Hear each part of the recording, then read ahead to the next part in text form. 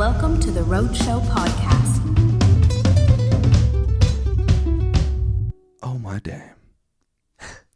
Wesley Black. Hello. How are you, bro? I am feeling very good, very good. In recovery mode from the weekend, but I'm feeling very good. That show was fucking wild. Oh, I appreciate that so much. Thank you so much for coming as well. Meant a lot for sure. Thank you for the invitation. It was so fucking crazy, man. I appreciate that. The stage dive, the entrance through the curtains, the whole WWE coming in. Oh, man. Oh, I appreciate that. I was like, I did put a lot of effort in, so it means a lot. Hey, I was like, that's one thing I really want to work on since maybe like the last year or two, that I've been like trying to figure out how can I make like performances different as well. So like you saying that means a lot, because I've always been thinking, I was like, what's something I haven't done yet, and how can I do it, and how can I be the first to do it and stuff like that. So like a lot of the stuff I'm not very like hands-on good with stuff like that, but I have one of my friends, shout out Goon, he is a builder, so he's always handy. Like a lot of times I'll message him and be like, is this easy to make? And because I was like, this probably is not doable. He's like, yeah, I can probably do it in half an hour. So I was like, that's pretty good. So it was like that curtain thing.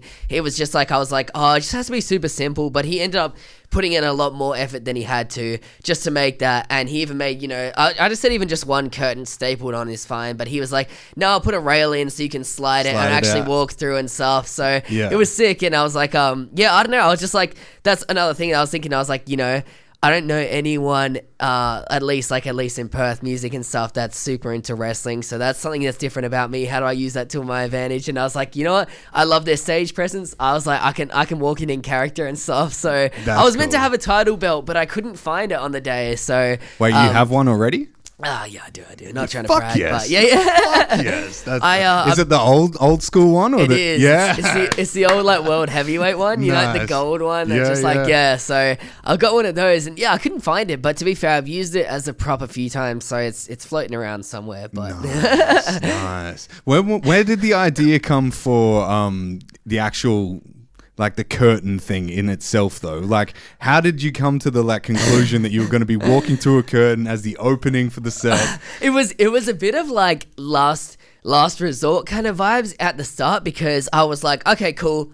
I visualized the stage wrong like 2 or 3 times, which is my own fault, because I wanted to do an outfit change, and for some reason in my head I was thinking it was like the Rosemount, which, have you ever been to the Rosemount? Yeah, 100%. Yeah, like the main stage there has like an area you can just walk off and get changed, and that's where I did at one of my shows. So I do like an Armageddon show at the end of every year. So like, since this was the start of the year, I didn't brand it as that, but I branded it as just like the Only for Now launch. But at those ones, that's when I started incorporating, okay, I'm putting in stage design and I'm doing something different or whatever, and tried to implement a few different, like, I don't know, tricks and visuals. And so I was picturing that, and I was like, okay, cool, gotta do a stage change, and there's a part I can walk out where no one can kind of see me or whatever. I can walk onto stage. Yeah. And then when I actually realized, I was like, that doesn't exist in Linux Lounge. I was like, I gotta find another way. And then I was like, I can't just walk from like the bathroom or the entry, like an actual door, they're all too far away, or it just looks, I'm not walking out the bathroom to it. That just looks odd. So I was like, I was thinking about it, and then I was looking at like 90s old school wrestling, like ECW, if you know what that is. It's of course I do. Yeah, that like extreme one or whatever. And their setup looks so like low budget, but in a hard way. It's like, really they spend all their money on light globes. Yeah, literally. Hey, you gotta smash something. Yeah. So there was like, I saw that, and they had like, it was just like literally just curtains, and then these dudes that walked out or whatever, and they're not like jacked or anything. They're just like hardcore dudes that love like, hitting people with chairs and stuff. So I was I was like, okay, I can do a bit of that. And then I don't know if you saw, because a few people couldn't see because I did it on the ground level at the front, but there was a table that I put my friend through as well. So yeah, I did. I saw it on was video. Tricky to see. I didn't see it in person. I saw it on video. Yes, that as well was like, I just a body slam though, right? Yeah, it was I kind of lifted him up on my shoulders, so and then it was straight over. Yeah, literally. Right, okay, but that one I actually, as I said, I'm not a handyman, but I did make that one myself. But Goon showed me how to make it. It's literally just like 2 boxes on their side, and then 2 more boxes on their side next to each other, and then 1 big long box on the top, and I covered it in a tablecloth because I was like, I don't want it to look like it's boxes, but but why not as well? Yeah, so I have my security guards escort me out, and then put them through, which was good fun. I was like, I got to incorporate some actors in there and stuff, and I had Cloud District, who of course he came on here before. He was doing the interlude as well, which was really good, so I could catch my breath and do a little outfit change. change. So. I noticed that because when you came back and I was like, he's wearing a different shirt. What the fuck? Oh man, I stuffed that. I'm not gonna lie, I did stuff that up. I was meant to come out in a full suit, but I couldn't find my bow tie, and I literally just forgot to put on the blazer. And so it was meant to be like a full suit, and I was meant to get roses, but that was my own fault. I was running late when I was going there. But the other stuff I was meant to wear, and I literally just like, I don't know, I think it was just like a bit too heated that Joel had 2 songs, but his songs were both like 2 minutes long. Yeah, so once I got in there, I was like, all right, I'm getting dressed, and I'm going straight back out there or whatever, you know. I was like doing it as fast as I could. So I probably should have given myself a bit more time, or just had my outfit ready to go. But obviously that was like, I was more so like, if it was laid out like the Rosemount, so that's probably, I think that's something that I really like in a venue where I can have that little secret green room and go in there, because I literally have to get changed in the actual bathroom or whatever. Oh, nice. Which, yeah, it was not too glamorous, but yeah, shout out Linus Lounge for being cool with like us doing all that kind of stuff. Like we messaged him about the table and like bringing in like this pretty tall entrance thing or whatever. Because I said to Goon, I was like, make it my height, which isn't that tall. But then he ended up making it. He was like, hey, in case anyone else wants to use it, we can use it for later and stuff. They did. They got like photos in it and stuff. Oh, actually? Yeah, it was used. Yeah, I was watching people like what the hell? taking photos and walking through it and stuff. Oh, no way. Yeah, it was really fun. I did see a few people walking through it when we first put it there, but I didn't see afterwards, which is hell funny. I should have got a photo with that. So, but yeah, it ended up all going like to plan stuff. Like, you know, I had a few minor hiccups like that stuff, and I definitely felt like I lost my voice a bit, but I was like, I always say, I was like, I'd rather like, you know, I'd rather have like, if I had to sacrifice one and it's like the singing's not 100%, and you know, if I can hit the singing at like at least like 80% or something, but I can still keep that 100% energy rather than 80% energy, I'd make that sacrifice all the time and stuff. So I was like, I was happy at least I was still like, you know, jumping a bit around. And I did notice a few times when I watched back, I was like, damn, some of the singing was not my best, to be honest, but in hindsight, I was like, I was still really stoked with it and stuff. I was like, you know, I put a lot of energy in, and I was like, I can't hate on myself for not putting enough energy, at least. And I was like, that's probably the main thing. Don't sell yourself short on that, man. I couldn't fault your singing. I appreciate that. Remember, you've heard yourself sing many times. Yeah, that's true. You know? Oh no, I appreciate that. It means a lot. So. And the energy at the show, I was just like, holy fucking shit. Oh man, I appreciate that. You're going crazy, and your crowd control is insane. Oh, I appreciate that. Yeah. It felt like everybody in the crowd knew you intimately. Yeah. That was I was really stoked with this one as well, because like I think that's my favorite thing, is like, you know, to make sure I can put the songs into like a good like live space well. Like that's my main thing with music, I think, is like I would love to like, you know, if I could be known for one thing, I'd rather be like, you know, the best performer and stuff, because, you know, I'd just love to be like, someone be like, oh, you got to go to this Wesley Black show and stuff, you know, there's like a lot of energy and stuff. But then I was just like, but then after a while I was like, okay, it did go hard, but I was like, what's the talking points? And that's where I was like, okay, I have to do something that no one's done. All right, I'm bringing in a table, you know, like ideally that would be sick if people were like, oh, you got to go to a Wesley Black show, you know, he enters through a curtain and stuff to like a wrestling theme song, puts people through a table or something. So I was like, you know, and like reward people for actually coming and seeing it live, where it's like, you know, they can see something that they won't see anywhere else, you know. Who else can say that they crowd surf at their own local show? Oh no, I appreciate that. Really? Like, who have you ever seen that? To be honest, I haven't actually. I've been to metal concerts here. Oh, no way. And I still haven't seen that. That is wild. Oh, that means a lot. I was super stoked. Hey, so I think this is like the first time I've done it twice at least as well. So like the first one I was like, I tried to do like a, you know, Jeff Hardy style, like front flip into there. And then the second time I didn't actually, because that song is, I usually do it too, because that was the first time I ever did one. I was just like kind of coincidental. Everyone was just up at the front like a few gigs ago, and then I was like, oh, do you guys reckon you can catch me or whatever? And to be fair, I'm like a pretty light dude, so I was like, I got faith in them at least. So I kind of just like leaned back into it, and then had them like, I guess like elevate me and stuff, which was good. But then this time I was like, let me see if I can jump. And the first one was more of like a roll, I'm not gonna lie, but then the second one was just like kind of spur of the moment, and I was like, people would jump into it, and it was like more of a rock song. Like that last one I teased was called Ready to Go, and it was like a lot punkier than like some of the other stuff. And I was like, I don't know, I was like, they were standing a bit back, and I don't know if you saw like live or in the videos, but like I almost overshot it. Like I jumped super far, and my head was like kind of went down for a sec, and my legs are in the air, and then I saw someone must have readjusted me, and I was like, oh damn, somebody saved my life. Yeah, so hard. that was good fun. I love that second video. I was like, because I think it made it even funnier that I almost stuffed it up, and so I was like, I got pretty lucky. But yeah, I don't know, the energy, like, shout out everyone that came to the show and stuff, yourself included as well. I was super stoked to see as well. So I was like, oh yo, because like we had met One met time. at Hammer's show. So Was it Hammers? Oh yeah, at is it Mojo? No, Joe.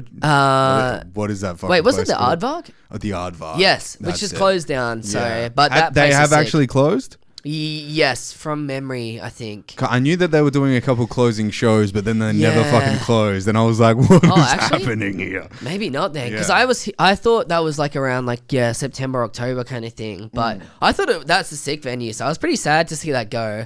But yeah. So that was good. And I met you there, and then I was like, "Man, I need to talk to this guy." And I remember hitting you up a couple of times, and I was like, "This dude is fucking busy as shit." oh, I appreciate that. Yeah. So I was like, "It'll happen." And then randomly, your manager, Rach, she fucking hit me up, and I was like, "Oh, I'm going to that show." Wait, you didn't message me, did you? Or I think I did. did you? Dude, who gives a fuck? Oh, You're okay. here now. Because I was gonna say, as long as I didn't like not reply or something, because I generally, if you did, I didn't see it. But Yeah. because Rach told me about it and stuff, and I was like, oh yeah, I'm definitely down. And I stuff, remember so. talking to Tobias at Level Studios, like, like just after I started the podcast, before he left for England. Yep. And maybe a couple months before he left for England. I was like, dude, best artist in Perth. And he's like, probably Wesley. And I was like, He said that. yeah.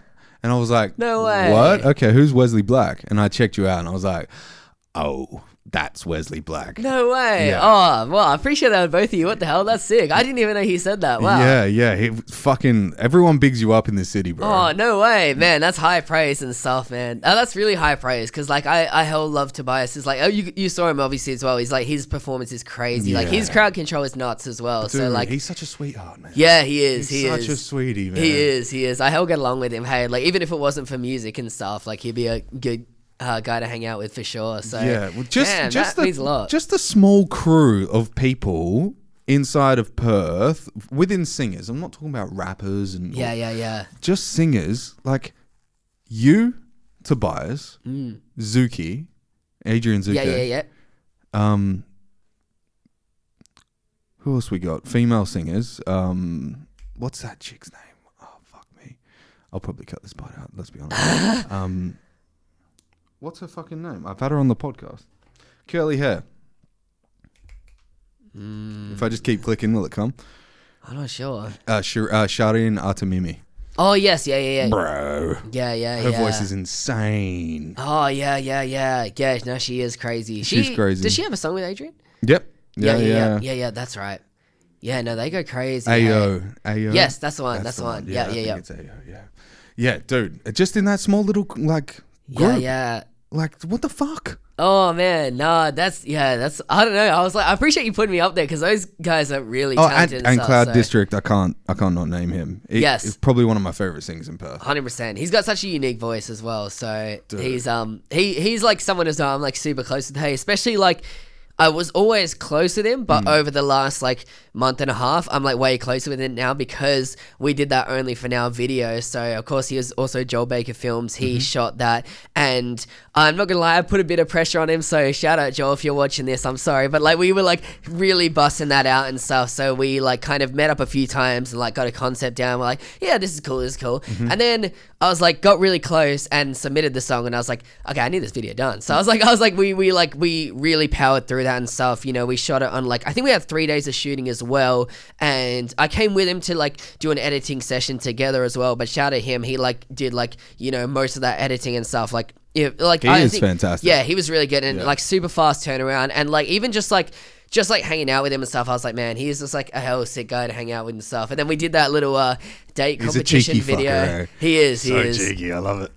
Yeah, he is. And then that was the same thing. Like on one of the days, we went back to, I think it was his parents' house in the backyard, and we shot that little date competition video, which is hell funny. So, yeah, I don't know. I was just like, after all that, like we're having like a lot, like really, I don't know, good banter and stuff. Like couldn't say a bad word about Joel. No, you can't. He's too nice of a guy. Same about you, man. Oh no, I appreciate that.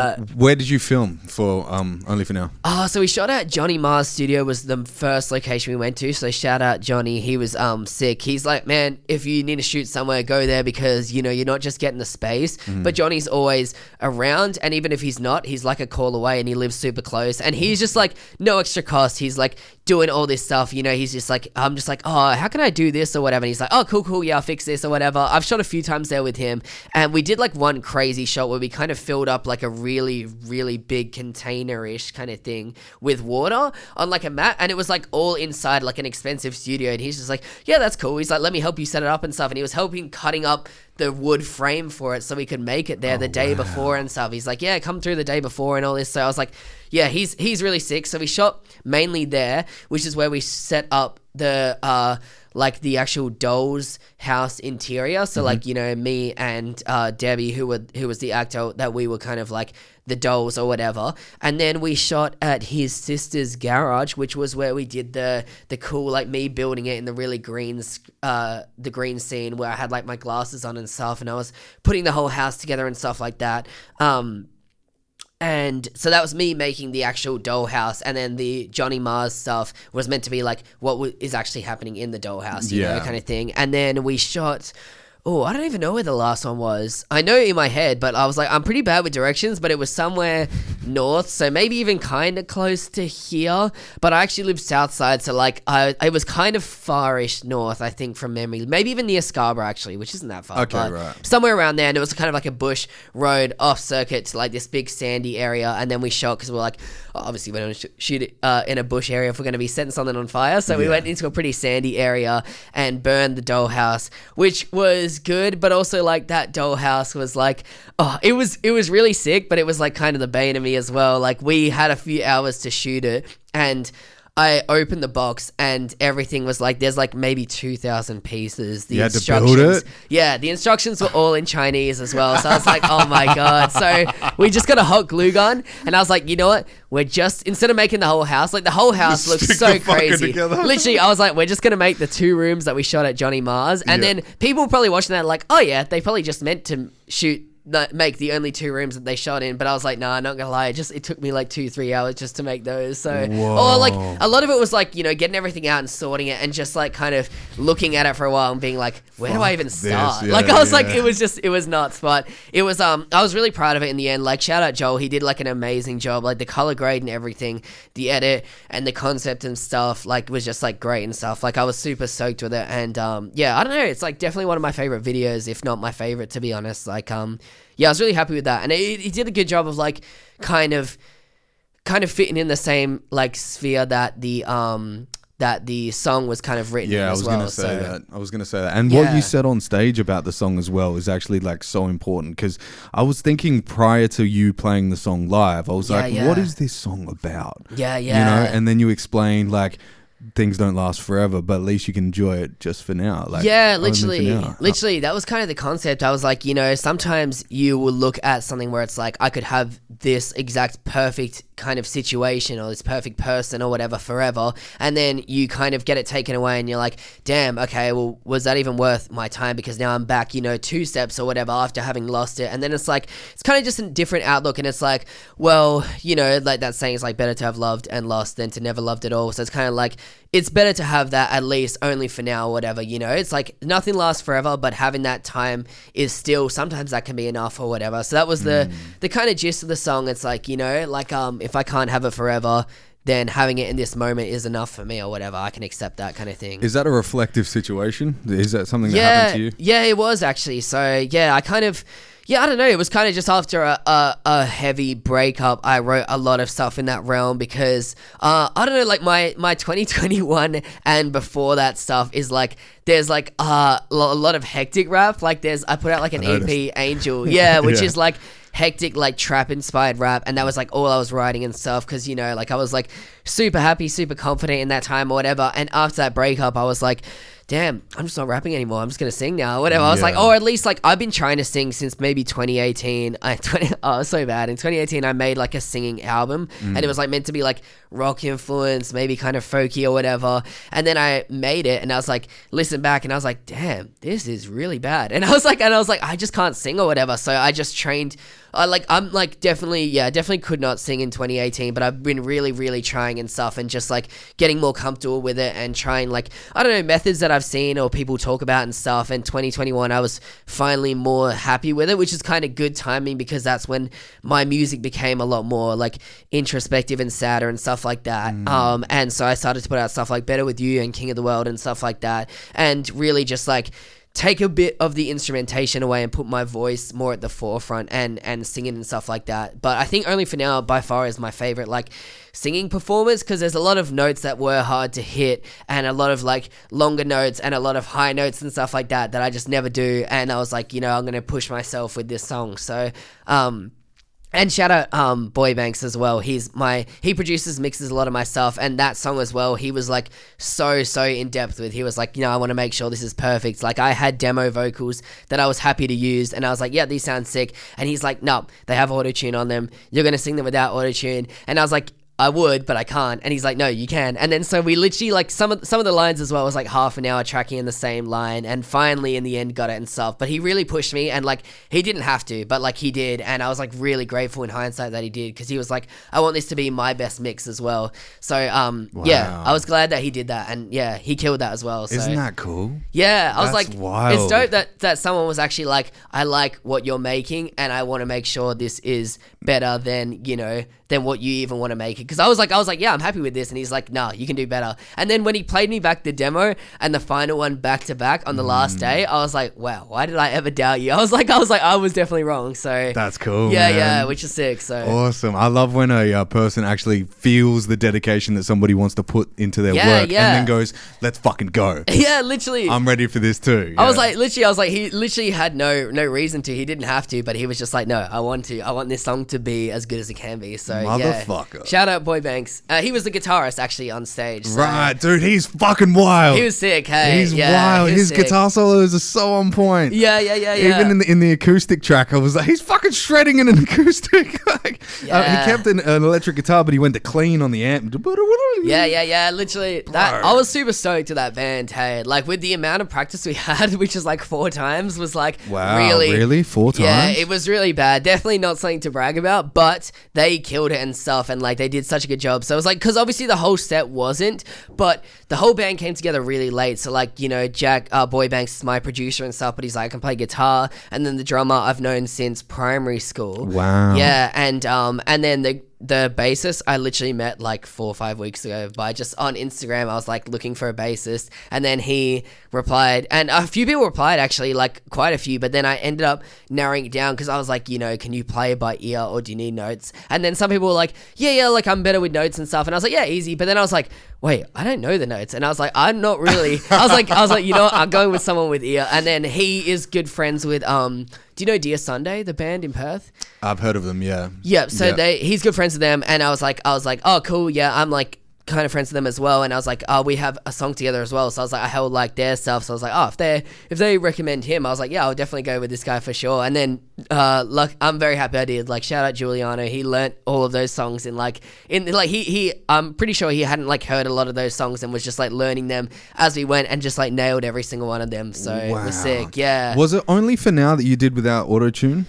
Like live auto-tune? Yes, it was. You killed that shit. Oh, I appreciate that. That means a lot. You killed it, bro. Oh, man, that means a lot. There was one part where the actual, like, you out-sang the instruments, and, like, they went off beat, and I was kind of like, yeah. Oh, no, hold on, let me finish this. Go ahead. It was fire. Because it was kind of gave it, like, a kick, like, at the end of the song. Yeah. Oh, and no we're way. like, oh, this is different. Because it was you hear, like, a doom, and it was, like off beat. I was liking it. Oh, no way. Yeah, That's it was kind of cool. Because that was the one that we were struggling with for a while, and we ended up going with like doing a different part. So we played partially like just one of the guitars in the back and had some of the backup vocals, because some of the songs, like some of the lyrics like overlap and stuff. Yeah. And also they're quite drawn out and there's a lot of doubles. So we're like, oh, okay, let's just try and see if we can use that backing track and then play our, because we used like just one kind of track of it, I guess, and then played the rest of it. But then, yeah, that part, it must, I don't know, it was like a bit strange at the end, but I don't know, I think still like the band did like a great job like recovering and stuff, and like that means a lot as well, because like the singing, cool as shit. singing I was pretty nervous for, because that, like I said, is like probably the hardest one to sing, so well, there was a lot. There was a note where it was like in the what do you call that part at the end, interlude, just before the final chorus. Oh, yeah. And you were just like hitting these high notes on stage. actually? And I was like, as if he's hitting that without fucking auto-tune, just man. live. I was like, wow. I literally put my drink down. I was like, Oh, no way. yeah. The girl that I was with was like, why are you clapping? I'm like, yeah, I have no idea.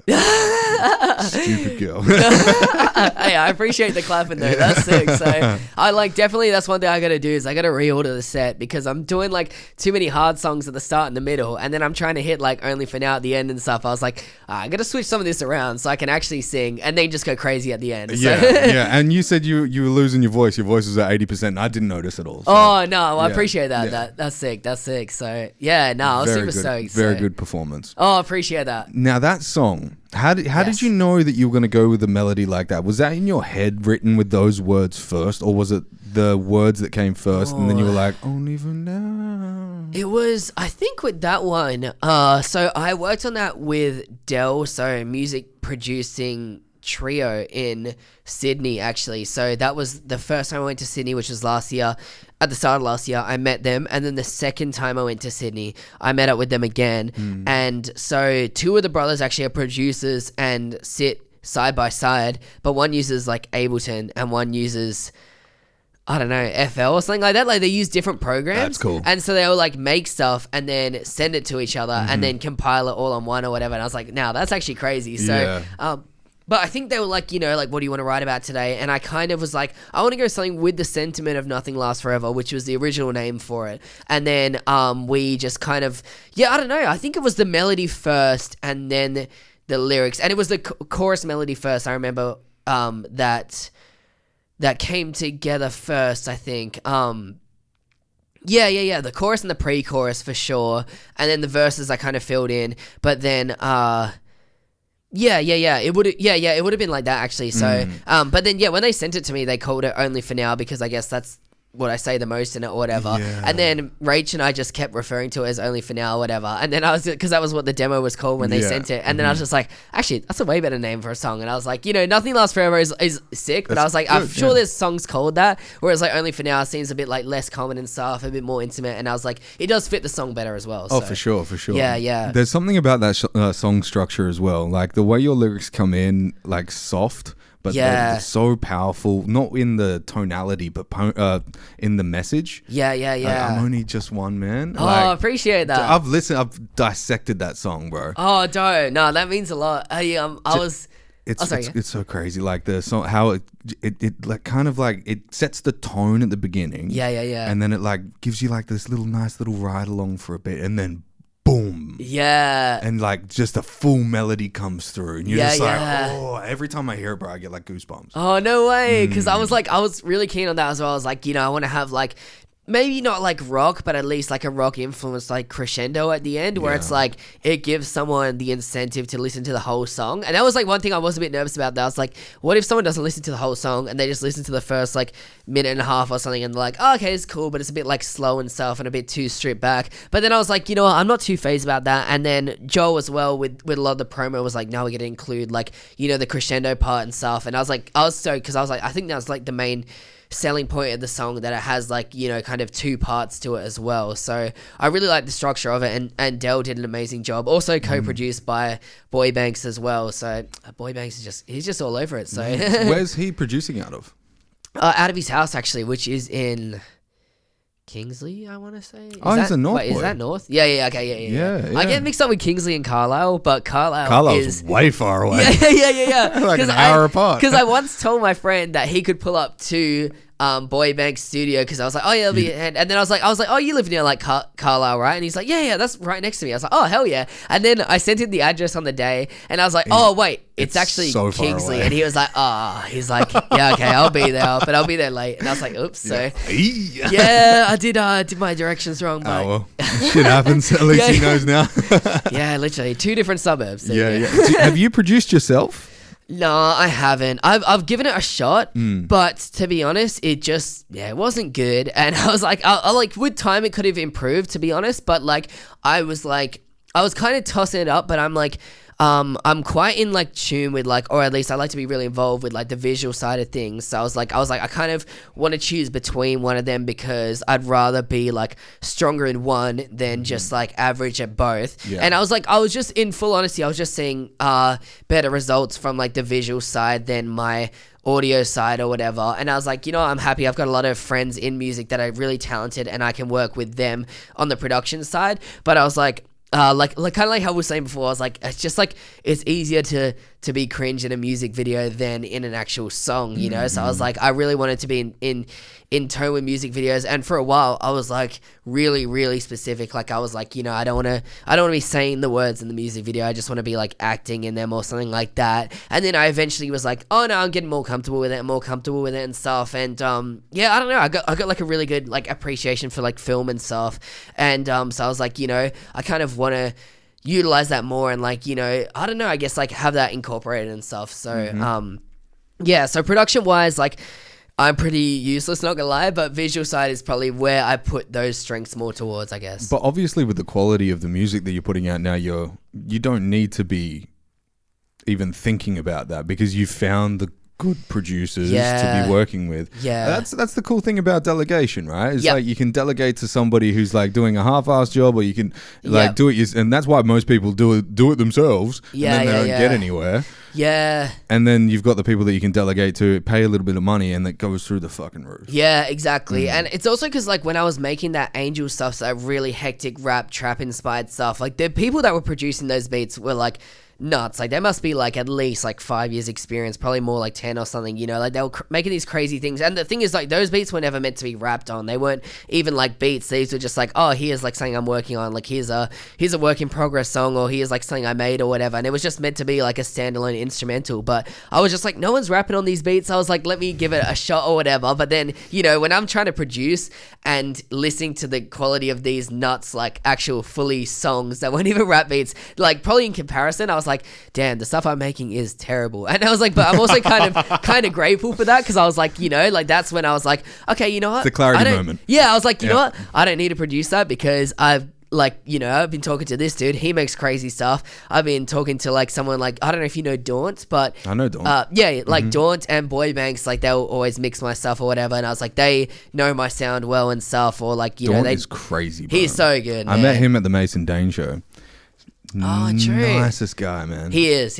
Nicest guy. Another guy, I could not say a bad word about him. I was on a fucking edible when I met him, and I was like, no way. Oh, hello, buddy. Yeah. Oh, no, Daunt's a legend, and he's like the only real person in Perth that I know is like blending that kind of like electronic and trap with like hip hop and stuff. So, because he comes from like Skrillex background and stuff. Like that's his favorite artist, and used to make like I don't know if it was dubstep, but like stuff in that kind of realm at least, and like then transitioned and then transitioned into hip-hop. So like, even his sounds and stuff, like he's making them all from scratch and stuff, which is nuts or whatever. So shout out him as well. So he was gonna be there, but I think he had something on. But yeah, I'll usually always have Daunt on stage with me because he's produced a lot of the stuff that goes up there and stuff. So gotta shout him out, of course. So it was a busy weekend. It was a huge weekend for Perth, and to pull a crowd like that in Perth on a Saturday night is fucking intense. Oh, it means a lot. It was crazy. And just to see everybody at the show. Yeah. You know what I'm saying? Like as soon as the music's kicking off or like the main headline's on, as soon as you were on stage, everyone was right there. Oh man, that actually means the world, honestly. Like like I said, it's just something I'm like really care about and stuff. And it was really sick to see that a lot of people at this show were people that I haven't seen at other shows as well, and some people I just like haven't even met and stuff like that. So it was cool to see, like, I don't know, just people that, because a lot of my first gigs were like, just friends and stuff, like I'm sure everyone's is or whatever. course. And then after a while, I started to see more and more randoms and stuff. And I think as well with the change to more of a poppy sound, there's been like a lot more girls there, which is good. Which is good as well, because I was like, with the hectic rap stuff, it was like just guys there or Yeah, whatever. of course. But it was good to see like a mix and stuff as well. And it's like, then if there's like more of a balance, more people want to come as well and stuff. So it was just like really good to see and stuff. So I was really happy with that for sure. Now, I want to hear the story. How did you get into entertainment? Oh, Like, tell me the story. Where did it start? Where did the idea start from being an entertainer? Where did it come from? Like wanting to do like a bit of wrestling beforehand?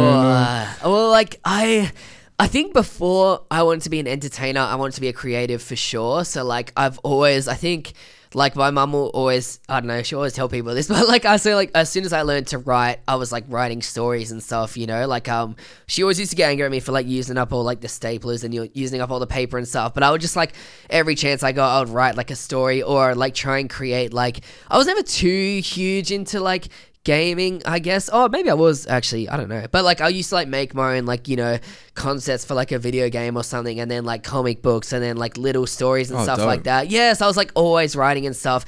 And then I think I carried that for a long time, and then maybe like I don't know, in the middle of high school or something, I was like transitioned more into like poetry and stuff. Like we were learning about it in class, and I was like, oh, poetry is kind of like stories, but you can say less and kind of is infer the right word or imply? No, and you can imply more, I guess, and you kind of like leave more to the reader. Whereas like, I mean, that's not necessarily true, but that's what I thought at the time. Yeah, that I was like, I can write like a story in a lot fewer words and have like people kind of take their own interpretations. I was like, oh, this is sick, and did that, and then I think through that, like, one of my friends was just like telling me about rap music and stuff. He's like, yeah, it's like basically like poetry and stuff. And I was like, really? And then so I was listening to rap and stuff, and I was like, kind of is, to be honest. Like there's a lot more, there's a lot more words and like use of like poetry stuff, like, like double entendres and stuff that you don't see in like pop music and stuff like that. So I was like, oh, cool. Like rap is like pretty, is a pretty sick thing. So I just kind of got more into it and studying it and like listening to a lot more artists and stuff. And then I think just like the poetry kind of evolved into doing like, I don't know, poetry over a beat, which I guess just is like rap and stuff. And I think that was the thing I struggled with the most, was like the writing stuff. I've always been like I've loved that and stuff, and I've always been like, if it's not great when I write it, I feel like I can always like come back to it and improve it and stuff. But the voice was the really thing I struggled with for ages, because I just wasn't that confident, I guess, and like, I would be like more like whispering on the mic and stuff. And my friend Vid, I haven't seen him in so long, but shout out to him, he like taught me so much of everything I know musically and stuff. We just recorded in his garage, and I think I met him in the middle of high school actually, and I told him that I rapped, and he told me that he rapped, and he showed me a remix he did to like a Schoolboy Q song or whatever. And I was like, whoa, I was like, how does it sound like this or whatever? He's like, oh, I just use GarageBand. And I was like, man, I didn't even use that. I'm just like recording it off my phone or whatever. And he's like, oh, come to mine or whatever. So like went to his, he lived like half an hour away, but it was probably like an hour because I took public transport and stuff. But I was so excited, and it was just like in his backyard, and he's just like, look, I like the lyrics, but you got to like rap it or whatever. And I would just like say it. And he's like, no, pretend like this dude that you hate's right in front of you and stuff, and you're saying it to him, because like if you don't say it like that, he's just gonna laugh because you're not putting 100% in. And I was like, oh, I don't want to get laughed at. So he just like really, really, really built me up. He psychology you into it. Literally, I don't want to get laughed at. Yeah, literally. And he's like another person where I was like, I could have just gone there and he could have just tracked me in, and that could have been it. But he made an effort to like push me and stuff when he didn't have to. So shout out to Vid. He like was there for a lot and stuff. So I think that was like, me more getting into rap and stuff like that. And I think, 100% though, wrestling, I can't leave that out. Obviously, that's like huge part that I've liked ever since I was like in primary school or whatever. Just like the showmanship of it. Yeah, and I did want to wrestle and stuff, but I don't know, like, I don't know. I feel like I love like Jeff Hardy, but then also like looking at him now, he's got a lot of back issues and stuff like that. And I was like, damn, even if you like, and that one eyebrow. Yeah. I was like, even if you like are invincible at that time, like it will catch up and stuff. And also like being like the size I am, I was like, I mean, like obviously there's guys like Rey Mysterio and stuff like that, but I was Diamond like, Dallas. Is he small? No, he's huge, but Oh. he's fine because he's doing that DDP, The yoga. thing. Damn, right? you know that? What the hell? Yeah, You know your stuff. yeah. So like, I guess it's like what they do to get to that point. Yes. If you're getting like, what is the second tier that gets bombed all the time, right? Like the hitmen. Yeah. You know, so if you can get to like a first tier kind of wrestler where you get that celebrity, you can kind of like maneuver around it. That's true. Don't put yourself on the pain meds too early. Yeah. That's the thing as well. That I was thinking as well. Is like they do get hooked on a lot of stuff or whatever, and obviously Jeff Hardy is like huge. About that and stuff. So I was like, oh, I don't know. But also I was just like, oh, I don't know. Like, to be honest, I'm a huge fan of it. But one thing I would really love to do is I met this one wrestler on a boat party earlier this year, and his name's Taylor King. So shout out to him. He wrestles in Perth, and he just went around Europe actually and did a few matches over there and stuff. So I was like, what the hell? That's actually sick. Like, good for him. And he was just like super nice guy. And he said that he was like had been listening to my music and stuff, and he was like, man, I'd even like love for like me to create like a song for him because they want to have like, you know, they can't use like something like a song that you can just, you know, get copyright. Yeah, exactly, copyright. And he was like, oh, if you ever be keen, I was like, bro, that would literally be a dream come true. I was like, I would literally do that and stuff. And he was like, even saying when he went around, he's like, a lot of people are looking, like when he went to wrestle in like Europe and stuff, he's like, oh, they're looking for like, you know, copyright free. And I was like, man, send him my way. I was like, I would literally love to do that. Like, that'd be crazy. And like, I don't know, even just meeting wrestlers through that or whatever, and just like, I don't know. I think I'd pass out from fanboying, to be honest, but like it would be sick. So that would be a cool thing to use music towards for sure. So yeah, 100%. Top 5 favorite wrestlers, go. All right, number 1, but I have to hear yours after this as well. All right, let's go. Number 1, I'm putting Kurt Angle. Perk Angle? Yeah. How do you know that? No way. Of course, Kurt Angle, he's never been hooked on anything, but he's You reckon? a Olympic gold medalist with a broken neck. And also, like, I just think he's one in a billion because, like, when else are you going to get an Olympic gold medalist that smacks his wife? No. Yeah. He like fought for America, but then so it's like, you know, and that was super patriotic time or whatever. And then he's also like so good at comedy stuff. Like he lets people take like the piss out of him and stuff. I was like, man, I was like, he's just like one in a million or whatever. So Kurt Angle for sure.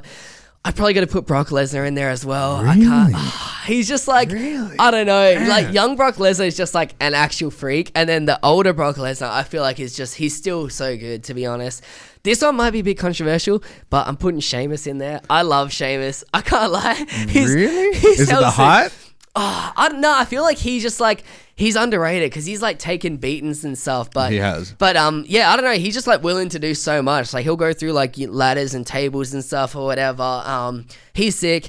I probably got to put Eddie in there as well. Eddie Guerrero. Yeah, Latino hit, of course. Go. Once the Three Amigos hits or whatever, you know, like I don't know. It's impossible not to get invested. Oh, last one. That's tricky. I'm leaning towards the first. The first one that came to mind was Ric Flair, but to be honest, like either Jeff Hardy or Edge were like my favorites when I was younger. I might just have to go Jeff Hardy because, you know, like even I feel like he is just like, I don't know, the stuff he's done is crazy, and like, you know, who else was doing like wrestling like a backyard wrestler at the time or whatever. So and he got himself all the way to the top by doing that, you know. He never changed. So I was like, that's sick. And painted his face, you know, wore like armbands and stuff. I was like, everything he did was like no one could do that after him because you're like, oh, if you wear armbands like that, you're like, Jeff Hardy did that, whatever. So he's just like fully original, like the character work and stuff. So I was like, yeah, that's probably top 5. Definitely Kurt Angle number 1 though. I don't know. Oh, Daniel Bryan as well. Oh, there's just too many. There's too many, right? There is. All right, how about you? All right, number 1. That's a fucking hard spot. That's a really hard spot. Oh, see, my best mates would say it would be Eddie Guerrero. Yep. But, dude, Undertaker? Oh, yeah. You know? Yeah. Just like... His character work is nuts as well. But then also in the ring, he can go... For his height as well. He's like 6'10", and he's like jumping over the top rope and stuff. Dude, yeah, and he still has flexibility even now. Yeah. Which is like, what the fuck? Yeah, he's immortal. Number 2... I hate lists, but I asked you for yours. You did. I wasn't ready for a comeback question. Jake the Snake. Oh, very nice. Yeah. Old school. Yeah. Woo. Fuck, number 3. Got to go with the brother Kane. Oh, yes. Yeah, You know, he is underrated. He's underrated like a motherfucker. He is. And those two every time got my just screaming at the TV. Let's go. Yeah. As soon as they come out.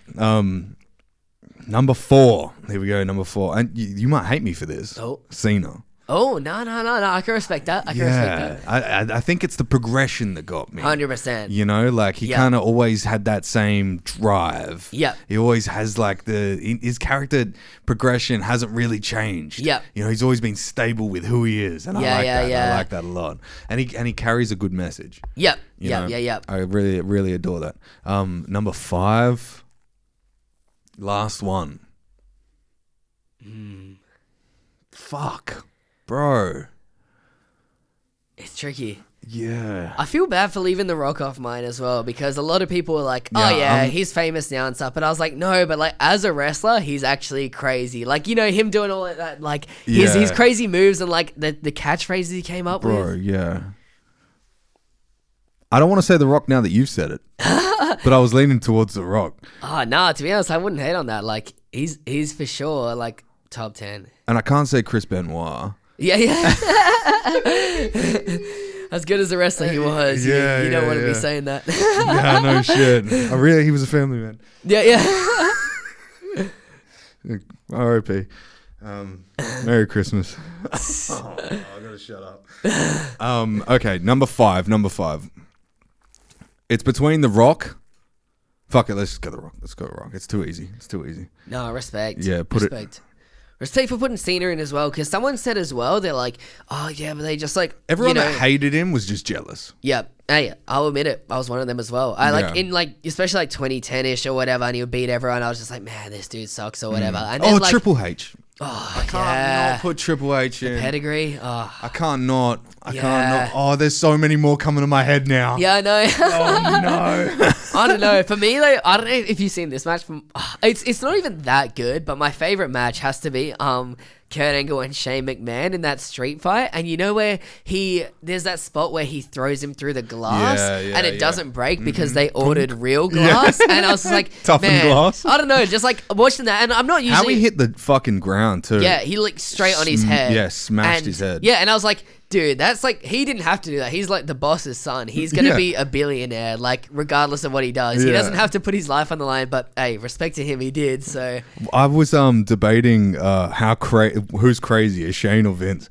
And the first thing that came to mind was Vince when he tore both of his quads during WrestleMania. So he has to sit against the fucking ring. I showed that to Daunt actually maybe a month or two ago, and he like lost his mind laughing because I was like, because that's the match where it's Cena and Batista, and then they both go over the top rope at the exact same time and not draw. planned. Yeah. And it says draw. So I was like, all right, that's already 1 in a million chance happening. But then this next part is like is definitely at least 1 in 5 million or something. And he slides into the ring. He's like storming.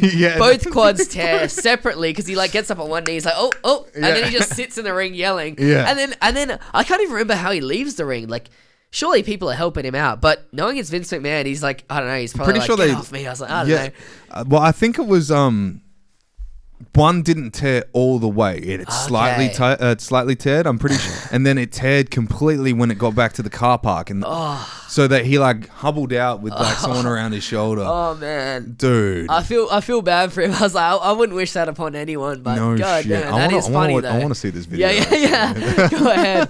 I gotta see this. I don't know, that double rumble elimination is crazy as well. Like, he goes to the Batista ball and he just lifts him up so fast that he flips over that just would never happen again. No, that'll never happen again. Like, and how they slowed it down with the super slow-mo cams and they just went, doo. Yeah. And you're just like, how do you fuck it? Oh, yeah. Because when you watch the ones where they're like, oh, it was a draw, and then you watch back and you're like, hang on, someone was in front. But then this one, the one that's literally not meant to be a draw, you're like, wait, It literally was. When I slow it down, I was like, I can't see if anyone else did. Oh, there's my boy talking about it. Oh, here we go. And I'm pretty sure he was eating like a steak and chips at the time too. Oh, was he? Yeah. And he's like no. on the fucking, he's got the headset on just screaming like, how is it a draw? Oh, this is them talking about it. Yeah. A little bit here about some of the travel. There's that first one, even though it's low quality, I guess. Oh, Is it there's these cards. It could be that one. this one? Is that what you're talking about? Oh, that's a lure. Oh yeah. Oh, even the way they flip is actually crazy. Give it to Batista. He's like, nah. Oh my god. See, look how stiff his legs are. Furious. He's Yeah, look- actually furious. Look at those quads. Look how stiff. See how Oh. he hits? Oh, and then the second one. Oh. They must have been so confused just sitting and watching your boss sit on the floor Yeah, like, and yell at you. And he's so angry. He's so angry. I'm going to pause that and save that shit so I can add it to the video. Yeah. Go ahead. I'll just fucking screenshot it so I can remember the title. This is how we do it. Hey, that's how we do it. That's how we do it. Yeah, it's fucking wild. What's your favorite highlight of any like Raw, SmackDown, anything? Favorite highlight? That's tricky. I don't get to talk to people about wrestling. This is why I've Man, neither. Like, literally, I don't know anyone that likes wrestling, to be honest. Like, I think I people are have... fucking weird. That's Bro, why. I think I have, like... Well, you don't like to be entertained, bro. What's going on? Yeah, literally. I think I have, like, 2 friends that love talking about wrestling, but I think I've made them hate talking about wrestling because of how much I love talking about it. Yeah, And they're like, okay, this dude just doesn't shut up. But it's, like, literally my favorite thing. But, like, what's it called? Favorite highlight? I'm thinking the first thing that came to mind, like first 2 is Eddie Guerrero winning the world title, where he beats like Brock Lesnar and stuff, and he's just like, I don't know, it just didn't seem like it could happen. That was sick. Yeah.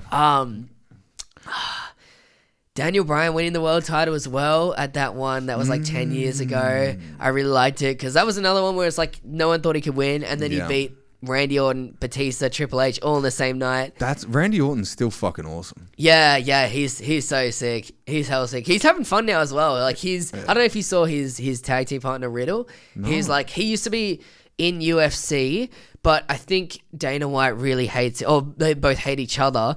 But he's like the biggest stoner, and it's like part of his character and stuff. And so his whole thing is like, you know, Randy's like the real angry guy, and then Riddle's like the biggest chill, like, I don't know, stoner or whatever. And Randy's just like, I don't want anything to do with you. And then they've kind of become like an oddball tag team where they're like, okay, you know, I like you now, whatever. And it's just like, and Randy said he's like, this is the most fun I've like had in my entire career now and stuff. So that's cool. Yeah, those are probably the highlights that come to mind. I do love. I don't know if you've seen in TNA though. It was like Ric Flair and Jay Lethal having like a woo off, and they're just like that other guy comes out and he's like imitating Ric Flair, and they both just wooing each other. It's like he does the perfect Ric Flair impression. Ric Flair, that is the most iconic human. He is. Man. I think I've ever fucking like. Who else has an exuberant noise attached to their fucking literally to their name? Like woo. So it's called a woo off. Yeah. Who was it with? Jay Lethal. But if you look up woo off, it'll be there. Oh yeah. There you go. Yep. It actually isn't even in a match. Yeah. There you go. This? Yeah. All right, we go. I don't even know where we left off. Don't you? Okay. I'll just cut this part out. No, I go hate ahead. the Kardashians.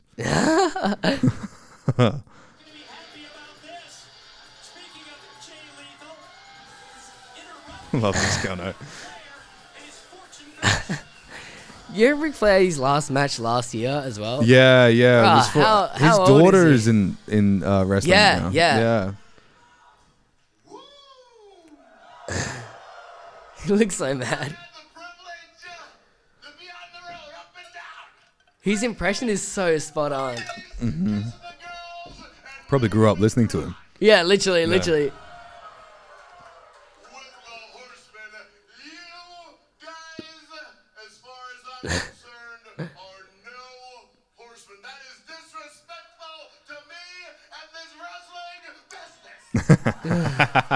He's got the mannerisms so. Because I swear Ric Flair was like always on coke or something like that. Like.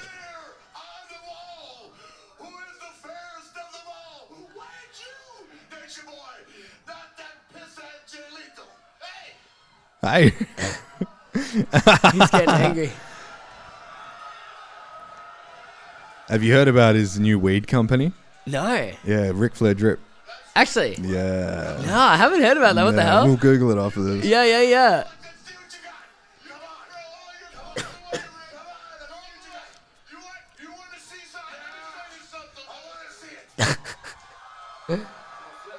So he broke his neck in an airplane crash. Yeah. Yeah. And Yeah. that's hell crazy because he could have died, couldn't he? But And he's never had any other injuries. yeah. Which and is like... and that's the thing. He said he changed his whole wrestling style after that, but he wasn't famous before that. No. And then after that, he just became like, one of the GOATs, like if not probably one of the most respected wrestlers ever or whatever. And I was just like, damn, after breaking his neck, it's nuts. Yeah. So,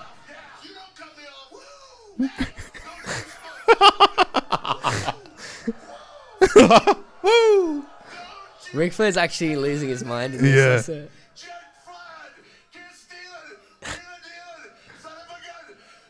His face is like leather, bro. Literally. He's had so much melanotan.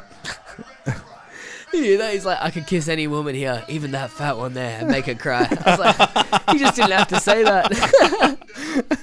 Even the fat one.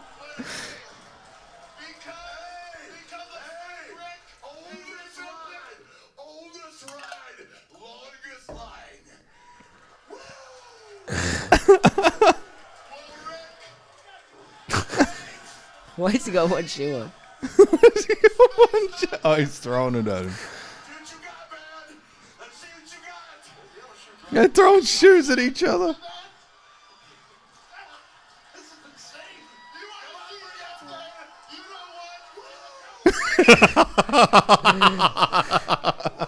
Woo! There it goes. Why hasn't anybody made a song out of that? Oh, literally. It's just like They're fucking both just slamming, the floor. Yeah. I actually I never found out, and I don't even think I want to, what the context of this is. Because I was like, was this planned, or was this like the other dude just came out and just like in the annoyed him? middle of Because I was it. like, I'm actually like genuinely, he looks actually so mad and like annoyed that someone's mocking him like that. So I was like, I actually can't tell. He's but- like the grumpy old man vibes. yeah, but literally like you said, it looks like he's made out of leather. So this is the weed company. I can't Okay. remember what the actual name of it's called. Oh, Drip Cannabis. Yeah, Drip Cannabis. Where is it? Oh yeah, and then it says Ric Flair Drip. Up on the top one it says co-founder of Drip Cannabis. Okay, cool. Let's have a look at that. I find this hilarious. Yeah. Is that there? It'll be... Is that it? We'll just have to type Ric Flair in. Yeah. Motherfucker. Oh, it'll say it. Surely. Maybe not. Oh, maybe that wasn't the right one then.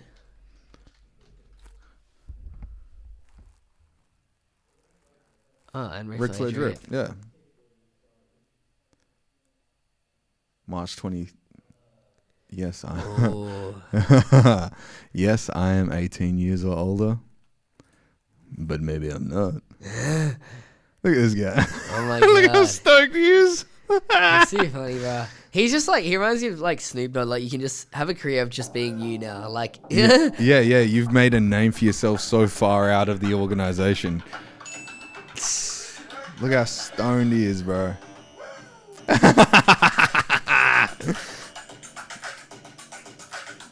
Oh my god, I never even heard of this. What the hell? Really? Nah. Dude, I love this guy. He's got his own grow up, bro. Literally, what the? Woo! They make these gummies, and apparently they're 500 milligrams each. So you see the devil made by Ric Oh, Flair. no. Damn. He's He- evil. He's evil. He's like 70 now, isn't he? 71, 72? Man, he's gotta be.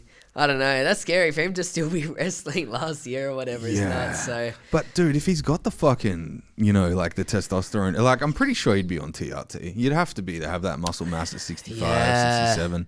Yeah, you could be right. Hey, yeah, you probably are right. Actually, One thing I've been looking at is TRT for myself. okay. Because I did do a lot of steroids when I was younger, within bodybuilding. Yeah, And yeah. do you know how that works?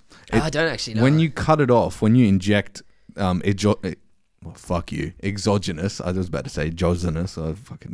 Exogenous testosterone. So it means endogenous is created within the body. Okay. Exogenous is created outside of the body. Yep. When you put the external shit internal, it turns off your internal.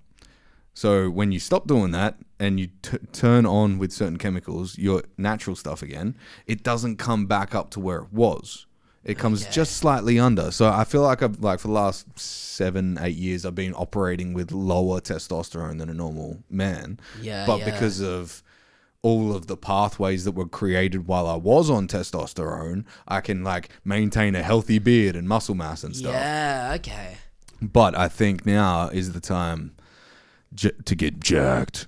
You know what I'm saying? No. Yeah, okay, yeah. I feel like I need the healing of testosterone in my life. Yeah. Wait, so when did you stop doing bodybuilding?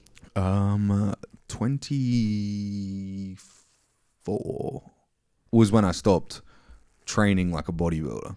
Yeah. Yeah, and then I was just more into functional strength. Yep. Just like 3 main lifts. It was more like a powerlifting dynamic with like a lot of cardio. So I'd be doing like deadlift, squat, and bench press, and just get them as strong as fuck. And just like I would run 10K a day. Oh, wow, that's crazy. Yeah. Damn, that's sick though. Yeah, I felt like a fucking machine. And I think as well, like my body wasn't 100% off the ether that is testosterone, like steroids. Yeah. So I was like operating in like this zone of like the bionic man, just slightly above natural. Just Yeah. And then it kind of just dived. Yeah. Okay. Are you training? I gym, but not training for anything particular, but just like, I don't know, I just like got into gym like pretty much after the breakup or whatever kind of thing, which is like, I mean, classic, everyone does that. But I was also like, I was just like, it's good for the head. yeah, exactly. That was the main thing, I think. It was just like, something would pop up, social media, make me really sad or whatever. And I was just like, well, what do I do now? And I was like, I was writing songs out of it, but a lot of them were misses and stuff. I was like, they're just like lacking the melody, but they had like good lyrics and stuff. I was like, I kind of want to take a break from music and do something else. And like, I also just want to, I want to like feel good and stuff. I don't want to have to relate to music every time. And then ended up going to the gym and like would go there sad, work out for like 1 to 2 hours and be exhausted, come home and then sleep. Because I always go at nighttime or whatever. And I was like, wow, this is insanely good. And so I would just do that every time. And then after a while, I was like, okay, well, I'm not even sad about this, this relationship anymore. I'm just going to go because I like it now or whatever. Yeah. And I actually really love it now. So I'm, it's an anchor, right? Yeah. I'm training like as much as I can and stuff. So I did cardio pretty hard for a while because I actually trained for a boxing match. Backyard boxing though, nothing crazy. But I was just boxing one of my friends but then I found out he was going to like actual like real training and stuff. So I was like, I got to step up and I was like, I got to do something serious. Yeah, so be careful. I got one of my friends who has boxing experience and he taught me and he made me run like, it was like 2Ks on the treadmill at the start, and then at the end it was 2Ks to start and 2K to finish. So I was like, running like 4Ks, which is like for me is really crazy because I've never been like that much into like fitness and stuff. But I was like going hard on cardio for a while, but then I was also really trying to gain mass, so I kind of cut off cardio completely. Yeah. And now I've introduced it to be like do it like twice a week or whatever. I was like, just on the treadmill, get like, a K and a half or whatever, like once or twice a week. And I'm happy with that because I want to prioritize gaining weight and stuff or whatever and building mass, which for me, I'm not going to lie, I've kind of little bit backstepped on it. I'm like, okay, it's easier for me to tone than to build mass, so I'm just going to do that for a while. Can I break that down for you? You can. Yeah, because the amount of research that I've done on no, this I would ridiculous. love you to actually. That would help. Okay, so get the word tone out of your vocabulary. Okay. You can only put on muscle or put on fat to gain weight. Yep. Or water weight, but that's muscle. Yep. Right? If you can gain weight, it's either going to be fat or muscle. Yep. That you can recognize on a scale. Yeah. Now, when somebody says, "Oh, you're looking very toned. That looks tight and toned," you're like, "What, like an A, a G? Well, like what tone am I?" Yeah. Like, it doesn't make any sense. Yeah. So if you're cutting weight, right, you want to get in. I call it the caloric house. Okay. It's the easiest way to think about it like this. If you've got 60 blocks of Lego, Yep. right, and you build a house, right, you go to the gym, you destroy your body. You do more than what you did the day before. Yep. You destroy your house. You knock your house down. And then what calories do is they add more blocks. So the Yep. next time you build that house, you have more blocks so you can get a little bit bigger. Yep. Right? But you need to make sure that you're not the whole thing that we're a machine, right? It's like calories in, calories out. Like I burnt this many calories today, so I need this many calories and in a surplus. Fuck all that. Yeah. What you need to make sure you're doing is eating enough protein so you can heal. Okay. And I would suggest eating red. You're not vegan or vegetarian. No. Good man. Eat red meat because it increases your testosterone. Okay. Chicken doesn't increase your testosterone. Yeah. Being like, think of it like, if I needed 4 dudes to kill this animal because it's so big, it's going to increase my testosterone. Okay. Yeah. It's a bigger animal than me that I'm eating. So that's why steak is so good for you. Okay. Yeah, like a little fucking pheasant or something isn't going to boost your testosterone. It's like, Yeah. That's okay, cool. That's good. That's bad news for me though because I love tuna. I like eat so much dude, tuna. yeah, but eat tuna. But That's tuna good. also doesn't. There's 2 things with tuna. If you eat too much tuna, you can actually increase the mercury in your bloodstream, and that's like deadly. Oh, okay. Yeah, and there's a lot of microplastics because tuna's a big fish that eats little fish that eats smaller fish. Yep. And what happens with that is they get a bunch of microplastics. And you don't want microplastics in your system. Okay. Yeah. Microplastics in your system increase your estrogen. Oh, okay. And eating too much tuna, sardines, anchovies, all these like fish that are like, you could even get tuna from the ocean and it'll have microplastics and metals in it. So you've really got to be aware of how much tuna you're eating. I would suggest only eat tuna like maybe once or twice a week. Eat as much red meat as you want. Okay. Yeah. And don't forget fat. Yep.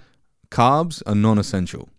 Okay. Yeah. If you want to get jacked, like, lean and bulk, Yep.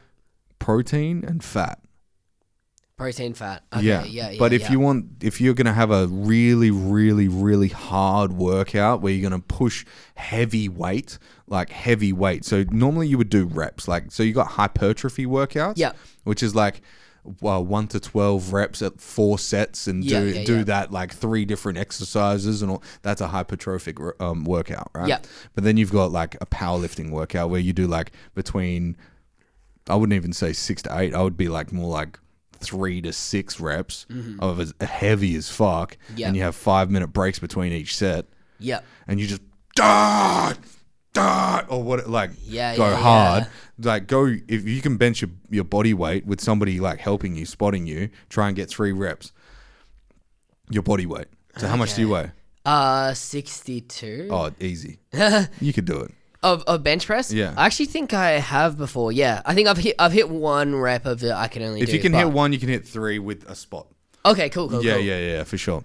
And do that and then wait 5 minutes. But on this day, if you're going to do these days, right? Like normally, how are you training now? Are you doing your like 12 reps? Like I'm hypertrophic? usually more like that. Like I'll usually do like 3 or 4 sets of 10. Good. So, yeah. That's good. That's really good. Yeah. Keep up Okay, with that. cool. If you can go on your last set to failure.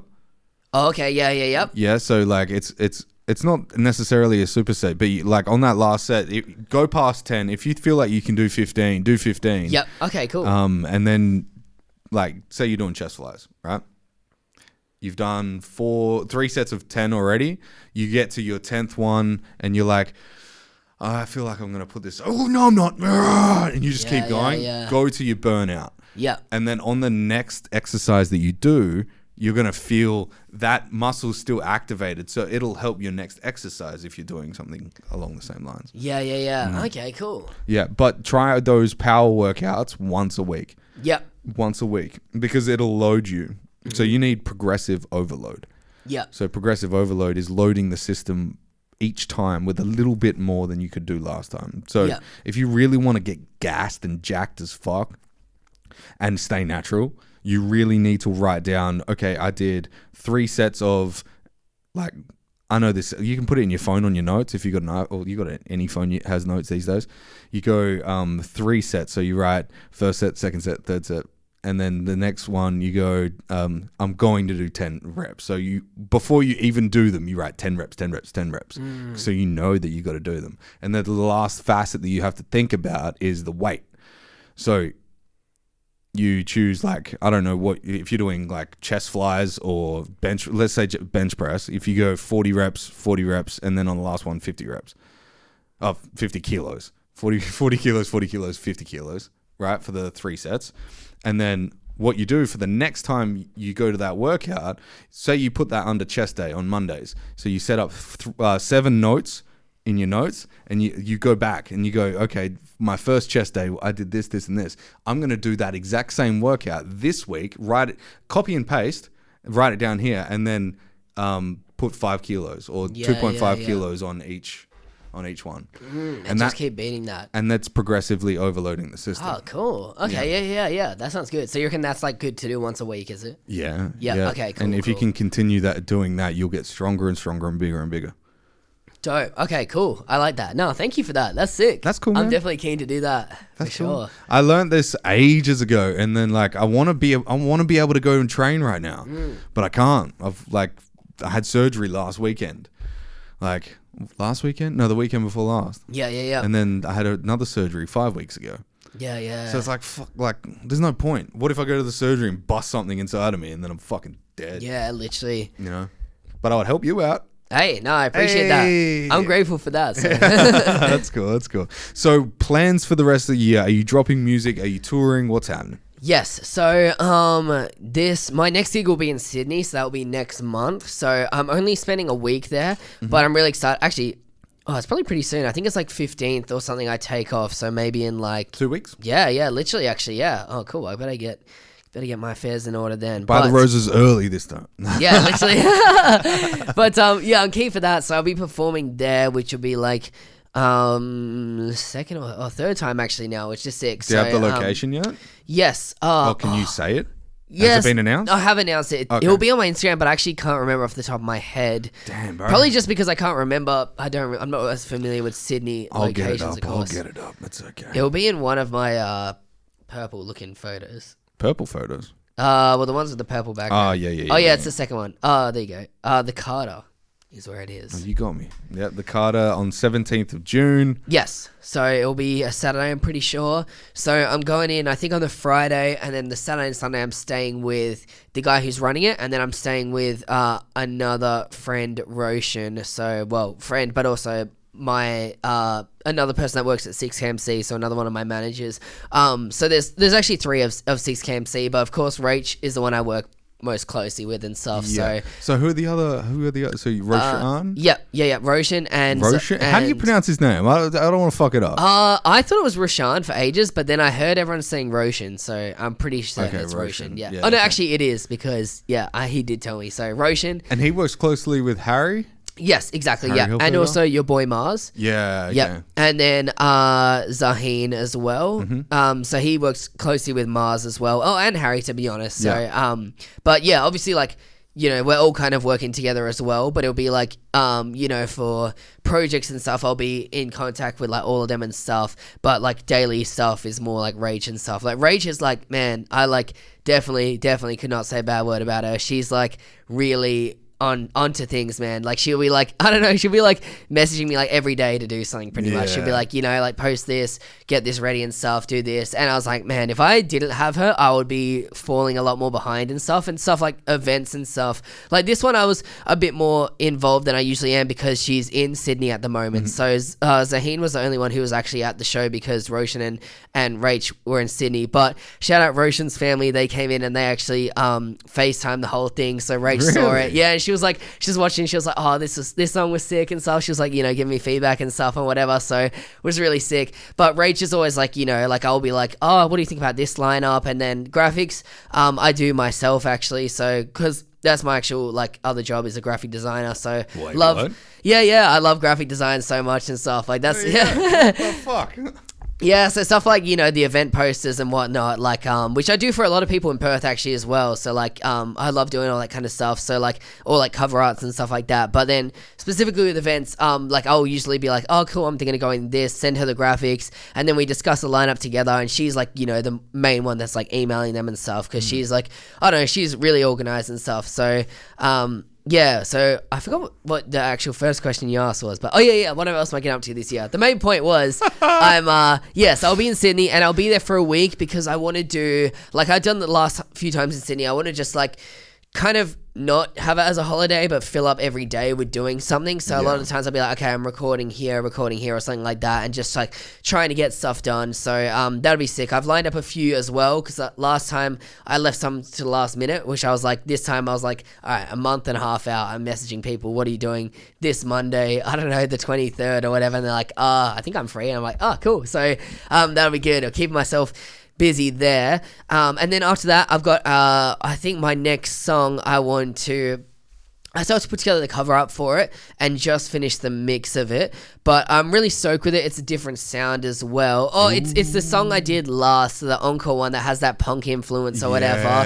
It sounded very different though, is the live version. I like both, but I'm really keen to see how the studio version comes along, because it's different instruments and stuff, somewhat, I guess. But I'm really keen. That's like definitely my favorite song I've made, and it's very different as well, but I want to tap more into the comedic side as well. So I want to do that and then follow that up with an EP. So I guess like, ideally I want to follow it up with an EP, which I think is quite attainable and stuff. But I think around September, I would like to do, some other like headline show stuff or whatever, or at least like somewhat of a tour or something. I don't know if I'm not fully certain on it yet. So, because Rach and I were only just talking about it, so nothing's like locked in yet or whatever. But even if it wasn't like over east or something, like maybe other places in like WA and stuff like that, or like kind of regional kind of. Yeah. So kind of just weighing out the options and stuff. But I think around September would be a really sick time to do that. And also in September, Rach is coming back for the weekend, so I was like, hey, may as well tee it up then and do the Perth kind of one then. So what's it like having a manager on the other side of Australia? Must be a cool feeling. Right? Yeah, it's actually like, I don't know, I thought it might be a hindrance to be honest, but like, I don't know, like again, like shout out to her, she like has not taken a step back. So like I've been working closely with her since maybe like end of 2020, I want to say. So she's dedicated as fuck, man. She is. She's like putting in work and stuff, and she's like, you know, like made a lot of good connections over there and stuff as well, which is good, because to be honest, there's not that much pop in Perth, whereas Sydney has a lot more pop and stuff.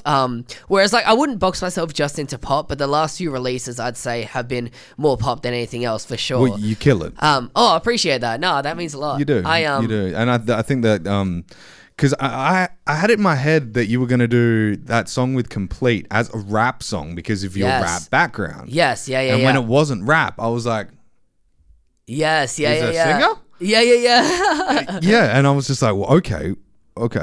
He's. I don't mean this is a bad thing or anything. Yeah. I like your singing more than your rap. No, I appreciate it. That means a lot, because that's definitely what I've been trying to like overcome a lot and actually achieve so much. So that means a lot for sure. I took red lights and I showed someone who'd never heard you before, and I showed them Only for Now. And I was like, who do you like better? Yeah. And they were like, I like the singer better. And I was like, it's the same guy. Yeah. And they're like, what the fuck? Oh, that means a lot. Yeah, I was like, literally when I was looking back and I was like, damn, 2021, that Angel thing I put out is like all hectic, in your face, shouty rap kind of stuff. And then like, I don't know, everything past then is like, I've like Only for Now is like really soft, and same with like I Don't Like Your Friends, King of the World and stuff. And then I was like, man, I don't know, there's definitely a big change. So that means a lot that you are enjoying that for sure and stuff. So keep on. Yes, no, I shall do. So because there's not a lot of, I think there's a lot of people. I should state that correctly. I think there's a lot of people trying to do pop but not making it their own. They're trying to be somebody else. With yours, I can feel that it's you. Oh yeah, I know. You know, a lot of people do like, I'm going to sing like Kid Laroi. I'm going to do this. I'm going to do that because that's what's popping. Yeah. That doesn't sound like you. Oh, that means a lot. You got your own little niche. Yeah. No, that means a lot. I think, yeah, no, that actually really does mean a lot. Hey, because that's definitely something I want to do is like, you know, yeah, like put in like my own stuff and have specific lyrics and stuff. Because I feel like in terms of writing, I think that's like what I would like pride myself the most on is like the kind of imagery and stuff. And like doing pop stuff, you can't get as much of that in there as you can with rap, I think. But I was like, still want to like layer stuff in and don't have the songs just being like, oh, you know, like, I don't know, lyrics like, oh, I miss you so much and stuff like that. Whereas like, okay, let me actually tie it specifically. So if I read this on paper, I would know that like Wesley Black wrote this or something, you know, put a bit more like imagery and stuff in there. So that's like, I guess my main goal and stuff, and trying to bring that to pop, I guess has been my goal lately for sure. So well, it's almost like you're not polarizing it then, right? You're not Yeah, going, yeah. the rap sounds like this, the singing sounds like this. You're still being Wesley Black through the whole yes. thing. Yeah. And I was like, you know, that's kind of cool as well, because I was like, you know, I think a lot of people like the rap stuff better and a lot of people like the singing stuff better, but I was like, oh, well, either way, I was like, they're both there to listen to, of course, as well. And I was like, you know, I'm not trying to hide any of them. I think they're both like a really important part of me and kind of like my journey through music and stuff as well. So, yeah, I don't know. But it's not like they sound bad, because like I've heard some rappers, right? Yeah. And you're like, you hear their early shit and you're like, Yeah. it got better. It got better. But like, it's the sound quality is just as good. Yeah. I do like the harmonies and because it just suits your voice. I don't know. Yeah. Oh, I appreciate that. It does. And I like that whole punky trap shit that you were doing. That was cool. It was cool, but I think that's like, is the right word? It's like a flooded market. Yeah. You know, there was too many people doing it, and then you know, like, where's this? Where's the heart in the music? You know, Literally. where's you need art to spell heart. Yeah. You know, like, and it's the vice versa is the same. You need fucking heart to actually like put good art together. Yeah. You know? 100%. Like, because then, like you said, I think sometimes it's like I've tried to just like, you know, put together music really fast as well, but it sounds like I haven't put my heart into it as well. And that's the thing with like releases as well that I reckon is so important, that like you have to show your audience that you really care about a song and stuff as well. So it's like, you know, like it's like stuff like even like it wouldn't, I mean, it doesn't necessarily mean you care about it, but it's like, you know, putting together like visuals for it as well, and even like a launch show and stuff. They're like, oh damn, this person has like a lot of faith in this song or whatever, and just like, you know, teasing it for a while and like, you know, announcing and stuff, and people are like, oh okay, like this is a special song, at least for the person releasing it, special or whatever. And definitely want to translate that across, because I've released songs that I'm like oh yeah, this is fine or whatever, and I think people can probably tell they're like, oh yeah, he thinks this is fine. But then I've released songs that I'm like, okay, cool, this is my best song, I really want you guys to check it out. And then they're like, oh okay, cool, he cares about this song, that means as like if I like his other music, I should also care about this song and stuff. So yeah, I think you can just like see when someone doesn't put their all into it. So that's, I think now I'm like, okay, cool, if this song isn't like, you know, S tier, I'm not putting it out. So yeah, that's a good point. Don't just put out artwork for the sake of having another notch on the belt. Yeah. It's art. It should come from deep down inside of you, or just like deep ponderance, or something like even a reflective part of your life. You know, like I understand art in all forms.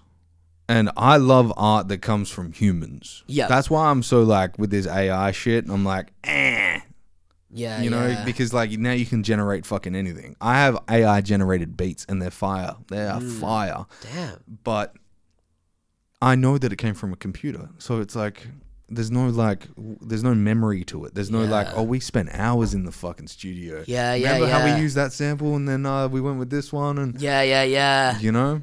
And that's the thing, like, it's, as well, like, when you say, like, you spend, like, you put yourself in that whole part of, like, the process of making it and stuff, and it's like, the song, like, kind of creates itself because you're, like, there and the other person's there and you're getting stuff wrong and you're getting stuff right and stuff or whatever, where it's like, that's why sometimes as well I struggle when it's, like, just a beat and I'm trying to write over it and I'm just like, it's just not working. But then I always feel like if I was with that person making it, sometimes it could have been different. I could have been like, oh yeah, I'm getting it, and then like add something. I'm like, oh okay, now I'm getting it. Oh, now I'm getting it and stuff. So it's a tricky thing. Hey, obviously I can't know for certain because there'll be no situation where I have both or whatever. But it's just, I don't know, just a thought for sure. It's almost like hitting good art, and it doesn't need to be like in transparency. It doesn't need to be good to everyone. It could just be good to you because you're creating the art. It's like winning the lotto. Yeah. Right. Well, no, it's not like winning the lotto. It's the complete opposite. If you win the lotto, you didn't earn it. Yeah. It just came. And then that's why people that win the lotto always lose their money like within a fucking month. Yeah. Because they didn't earn it. They didn't appreciate it, you know? But if you build a company and an empire and they've got like fucking, you got an accountant and fuck, it all goes really, really well and you've set it all up nicely, then you're like, holy fucking shit, I put my all into this. And it's just like a good track. Yeah, if you work with good people, you know, a good mixing agent, a good producer, a good mastering agent, it all just culminates together and you're like, we did something good. Yeah, 100%. And it's like sometimes it's like if the song takes longer, you know, you like it more and stuff. You're like, damn, it's gone through some stuff. So it's gone through the fucking rinser. Yeah. And then that's what I mean, like listening to the first demo, you're like, oh, hang on, that's not the same song. No. Yeah, it makes you appreciate it more. Yeah, very well said. I agree. I fully agree. I feel like some people just lose that a little bit because you focus on the industry too much and not enough on the music. Yeah. And everyone wants to become the fucking Justin Bieber, the get rich, get famous, get all this stuff. Yeah. But it's also, are you enjoying it? Are you passionate about it? Yeah. Oh, sorry. You know, like, oh, fuck. Yeah, if you're not passionate about it, then like, what's the fucking point of doing it, man? Yeah. Yeah. Yeah, 100% agree. Yeah, the heart is necessary. So, hey, that's what made Eddie Guerrero the GOAT, you know? He's got the heart, so you can't replace him. Yeah, no shit. I think in all industries, like you'll always have the best of the best. What do they call it? Greatest of all time. That's GOAT. Yeah, I mean, and that's what I mean. Like, you can tell. Like, you look at.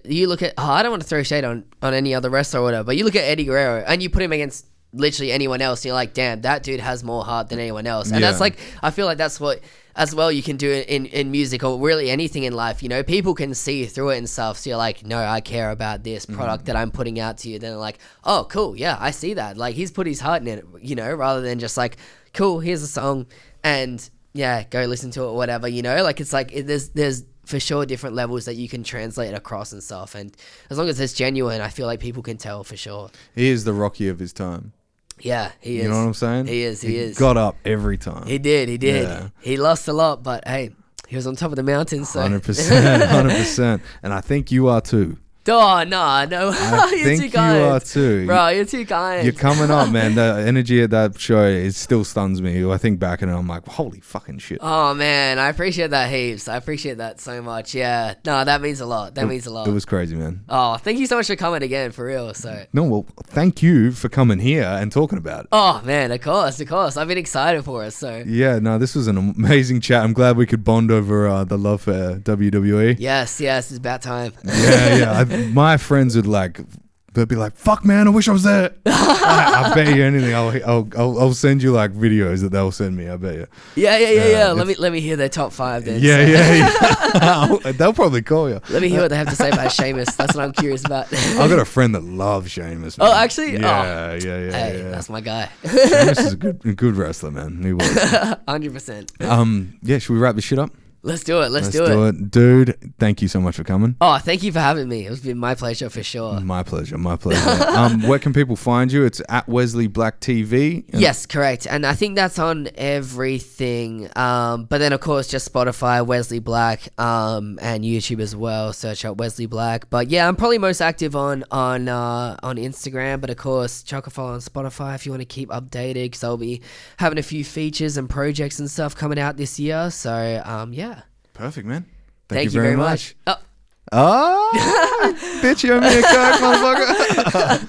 See you, ladies and gentlemen. Take me home, I wanna know if you're down, ready to go. Wanna fly away with you, float away, fly